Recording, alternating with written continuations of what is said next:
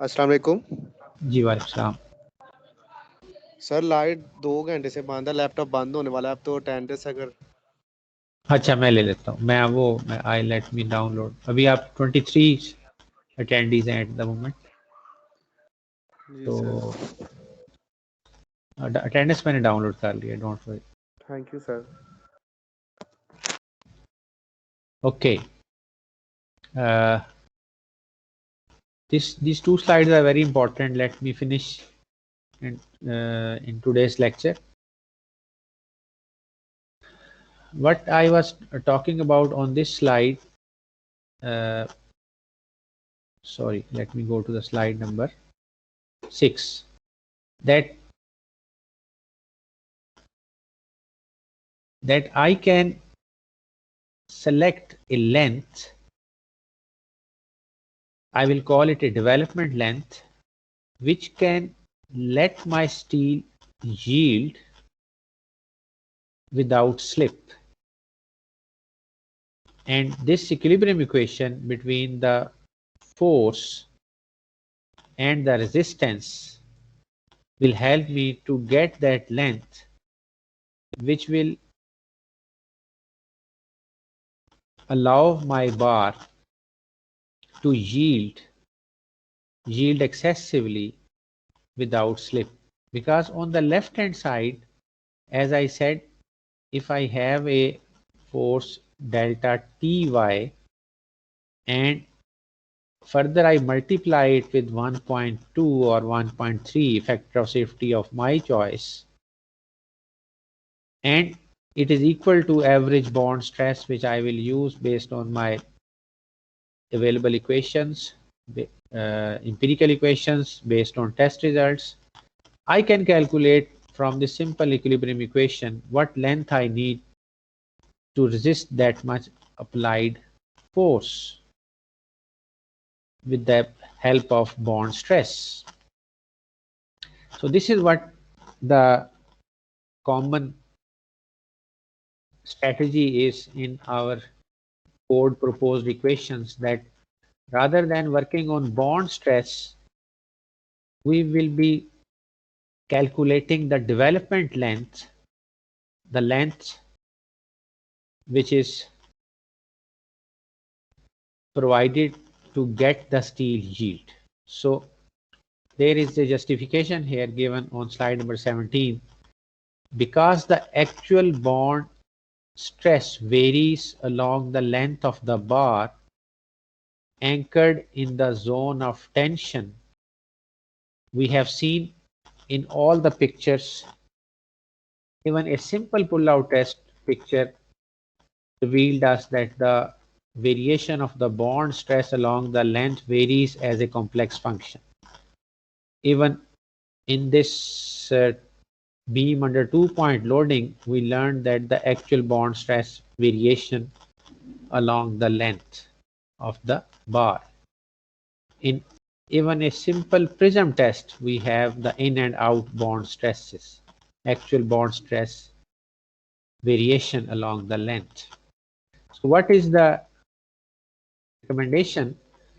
Since actual bond stress varies along the length of the bar anchored in zone of tension, ACI code uses the concept of development length rather than bond stress.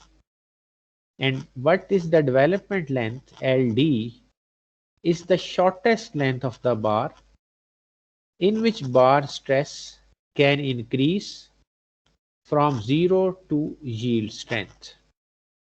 As I said earlier, from 0 to yield strength, or even if you want to multiply yield strength with some factor of safety 1.2 or 1.3, you can say from 0 to 20% more than the yield or 30% more than the yield. So that shortest length which is provided to get this much stress in the bar without slip. If the distance from the point where bar stress equals to Fy to the end of the bar is less than the development length, bar will be pulled out of the concrete. So it means our equilibrium will be violated. I am saying L is equal to 1.2, suppose, into delta Ty divided by mu average pi dB. I am using the same equation on slide number 6. So if my length is greater than or at least equal to the right hand side, I will say that I can easily get more than yield force in the bar without slip. But if it will not be greater than or equal to the right hand side, then bar will be pulled out of the concrete. Up till now, we only talked about tensile force and its corresponding development length. But we have studied columns, doubly beams, in which some bars are in compression. And we also need to get the bar yield in compression in doubly beam, in column. So the development lengths are different in tension and compression. To get the bar yield in tension is obviously difficult than to get the bar yield in compression, for obvious reasons, uh, which I will talk about when I will discuss compression development length. But in this paragraph, they also mentioned briefly underneath that the development lengths are different in tension and compression because a bar loaded in tension is subjected to in and out bond stresses, which we have shown you in most of the pictures on previous slides, and hence it requires a considerably longer length to develop the steel. So tension development length is more demanding than compression. Very briefly, I can say when bar is in compression, concrete is in compression. So as a matter of fact, both the materials are in compression and concrete is good in compression. And when bar is in compression, it is resting on the concrete surface. The end of the bar will also provide a reasonable cross section area which is resisting the reaction, which is resting on the concrete, and it is resisting the piercing of the bar through the concrete. It has huge amount of bearing component end of the bar.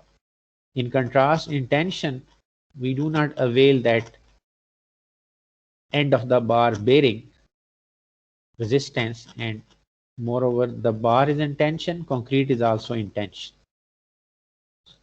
And they have mentioned that in and out bond stresses are present when we are talking about the tension development length, as we have seen in the pictures, oscillating uh, bond stresses about average line. Also, for a bar in compression, bearing stresses at the end of the bar will transfer part of the compression force into the concrete. So it is very difficult to pierce the bar through the concrete because of the end area. You can imagine number 25 bar has 510 millimeter square cross sectional area. And if you just want to push it through the concrete, that end area will provide a huge amount of reaction. It is not easy to push it through the hard concrete surface. So finally, we are approaching that equation which is very important for calculation of the development length, which I also tried to uh, develop on the previous slide, that development length can be expressed in terms of the ultimate value of average bond stress by setting Fs2 minus Fs1 equal to Fy in equation. So as I said on the previous slide, that if I take Fs1 0, it is one end of the bar, tail of the bar, and Fs2 as Fy. So starting from one end to other in a length L, I want to have the maximum stress developed in the bar equal to Fy, and bar has the cross-sectional area pi dB square over 4. So stress multiplied by area is actually Ty, yield force. Then I can take length as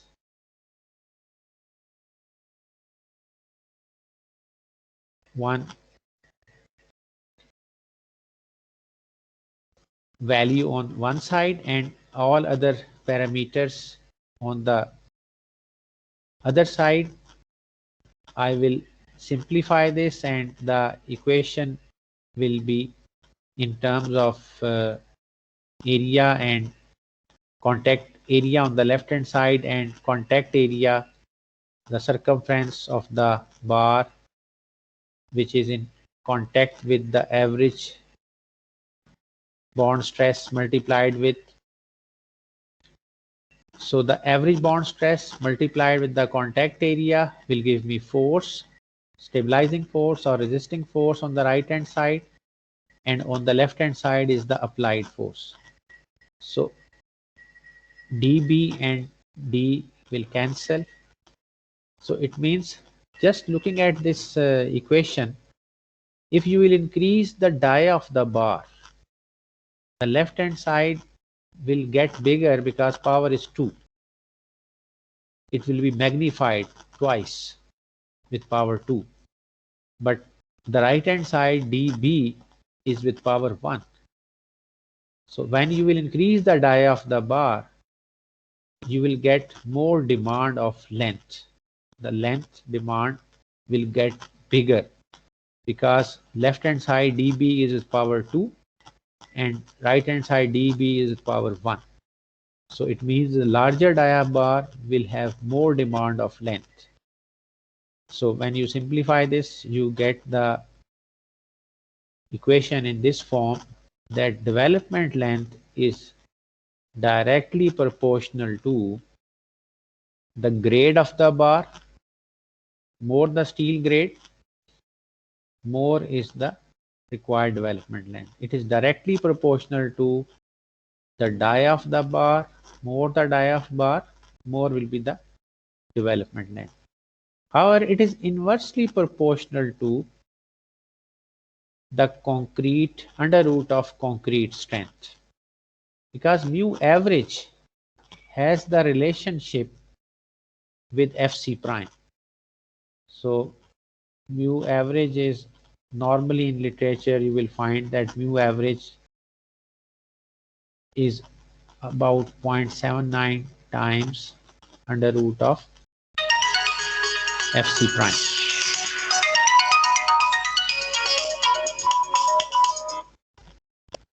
जी कासिम अस्सलाम जी वालेकुम सलाम कासिम मैं office में हाँ जी. So in this way, if I replace mu average based on different tests reported, results reported of pull-out test or beam test, in literature you will find that mu average has the relationship with under root Fc prime. Like tensile strength we learned is equal to 0.5. One empirical equation is tensile strength is 0.5 times under root of Fc prime. One other is tensile strength is 1/10 of Fc prime. This is also one relationship of tensile strength. And bond strength, average bond strength relationship proposed is, it is 0.79 into under root Fc prime. If I replace this mu average with this 0.79 into under root Fc prime, so I will say then development length is inversely proportional to under root of Fc prime. So more the concrete strength, less will be the required development length. But more the steel grade or more the dia of bar, more will be the required length to grip the steel to get it yield. So in this way, this simple equation we can write, and we can use this for calculation of that length which will be required to get the steel yield for different steel grades, for different die of bars, for different FC primes. We can calculate the corresponding LD. And you will notice that in this equation, I have not applied any factor of safety. If you will multiply this with 1.2 or any other factor, you will have additional factor of safety incorporated in your equation to get that LD. It is actually calculated from that simple equilibrium equation. Force equal to applied force equal to resistance. So I think this is our end of today's lecture. Here I should stop.